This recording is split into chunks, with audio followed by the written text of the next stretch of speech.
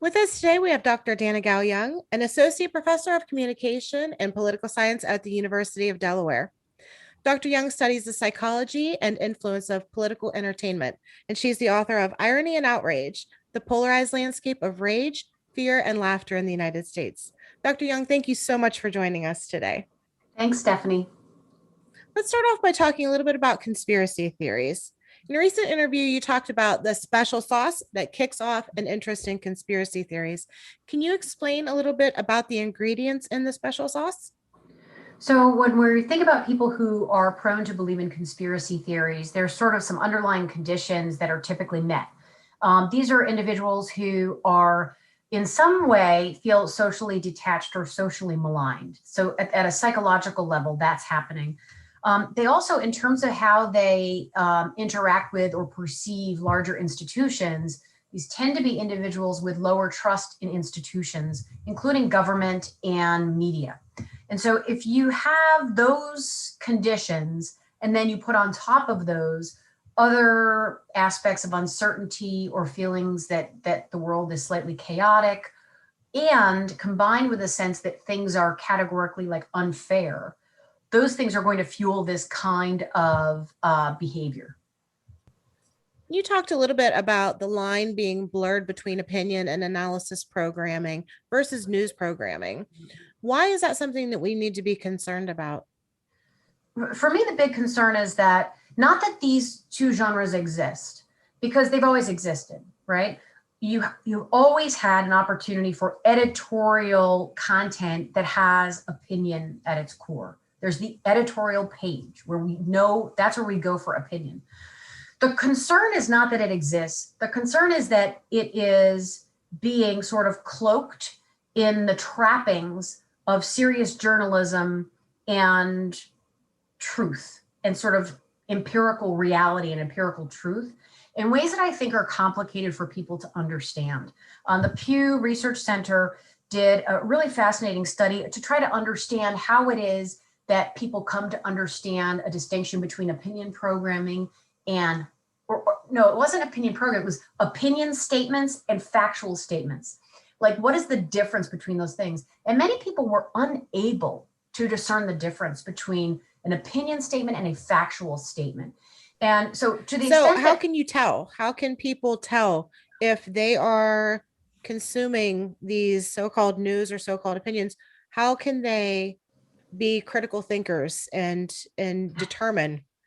What I always tell my students, and this is not just about conservative media or liberal media, but also interacting with any kind of emotionally arousing content that we encounter in any information space.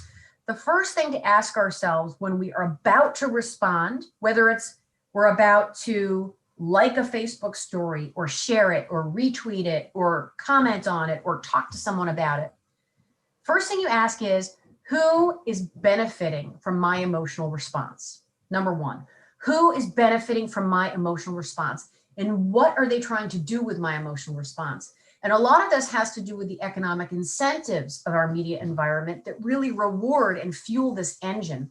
And once you start thinking, hold up, I don't know if I feel comfortable with folks trafficking in my emotions in ways that are profiting them and, helping other people get power, that's key. If you stop and you ask yourself, am I comfortable with the idea that this entity is trafficking in my emotions and is using them as sort of a vehicle to get to some kind of profit goal or power goal, it really does help you sort of put on the brakes a second. Because, one thing is true, none of us wants to be a pawn, right? None of us wants to be, and none of us believes that we are. So, but how do we introduce sort of cognitive speed bumps to get us to slow our roll a bit, to say, what can I do to make sure that I do not become a pawn? During a TED Talk last year, you had spoke about how different personality types tend to lean in what we call liberal or conservative. Can you talk a little bit about those traits? Sure. So a lot of this literature centers on the role of threat, interpersonal threat in our environments. And, folks really differ across populations in terms of their physiological and biological and even sort of genetic makeup, of course. And one of the ways in which we differ is in how much we are sort of attending to and monitoring for threats in our environment. And as a result of that sort of threat monitoring, there are different psychological profiles that will accompany that. So for folks who really are concerned about interpersonal threat, the folks who, lock their doors and make sure that they're locked and get the home security system and check around every corner, these are folks who are motivated by efficiency because efficiency is more likely to be protective and aid in survival. So these are folks who really would prefer predictability and routine and order because the unpredictable and the novel could introduce more threats, right? And it's more uncertain. These are also folks who rely on cognitive shortcuts and emotional cues to make decisions because, again, they are efficient and they help work towards sort of survival.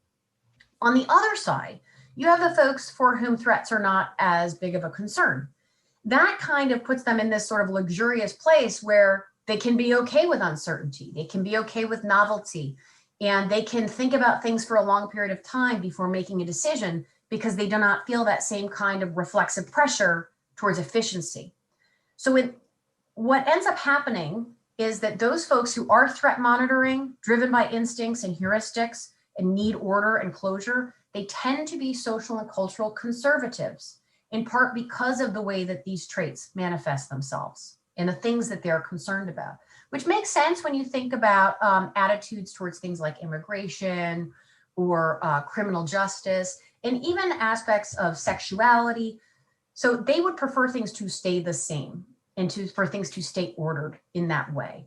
On the other side, those folks who are tolerant of ambiguity and who can think about things for a long time because they're not as much under pressure to make a decision, these tend to be our social and cultural liberals who have this higher tolerance for ambiguity, and that manifests itself in these more progressive policy positions on these same issues. And I've seen in the past you've mentioned the link between psychology and politics is contingent on context. Yeah. Who we're with, what's going on around us. Can you explain a little bit about what you mean by that?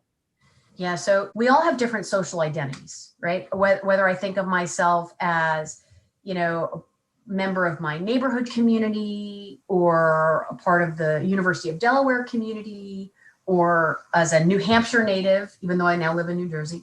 All of those identities are activated through context. So when I visit New Hampshire, I'm like, oh yeah, I'm a proud New Hampshire native. When I'm on campus at Delaware, I'm like, I am the best blue hen there is, right? When I'm walking my dog, I am a member of my community. When you are in these online spaces where you're constantly reminded that you are a liberal Democrat or you are a conservative Republican, then that becomes salient. And once those identities are salient and we're thinking of ourselves in those terms, the traits that accompany those identities also become salient, and we'll tend to sort of make ourselves like the best example of this category because we want to feel good about how we're performing in this role. So I've read several articles. It seems to be the hot topic recently about people who have lost family members due to conspiracy theories, QAnon, or the anti-vax movement, or what have you. When that happens, how do you begin to bridge that divide? And what approaches might make the divide worse? Because these beliefs tend to come from a place that is driven by emotional and psychological needs. It has to be emotional and psychological needs that drive the remedy.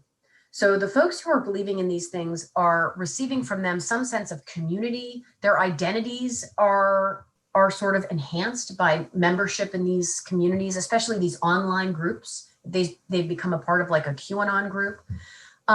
They also, because they tend to be individuals who are socially maligned, by being a part of these groups, they feel smart, they feel respected, they don't feel like they're being cast aside and mocked. So when folks come at them with empirical evidence or a news story and say, that is factually inaccurate. Here are the facts. That alternative narrative that you're offering them does not in any way satisfy their emotional or psychological needs. All it does is reinforce the idea that you think you're better than them and that they're not that smart. So what you have here is a real pickle rhetorically. So what do? You cannot, the facts of the conspiracy theories are besides the point. What's driving these things is so emotional and psychological that the remedy has to be about rebuilding trust and respect and a loving connection with those individuals so that you are diluting the sort of influence of that political identity or that conspiracy theory identity, which probably is super dominant because they have been isolated through COVID and have been online so much. So reaffirming the relationship that you have with them, either as a friend or family member, reminding them of memories and old times, sort of trying to reactivate the aspects of that individual's identity that are independent of these conspiracies. Okay, well, it looks like we're out of time for today. We've been talking with Dr. Dannagal Young from the University of Delaware and the author of Irony and Outrage, The Polarized Landscape of Rage, Fear, and Laughter in the United States. She's a researcher in the psychology and influence of political entertainment. Dr. Young, thank you so much for spending some time with us today. Thanks so much. It was so fun.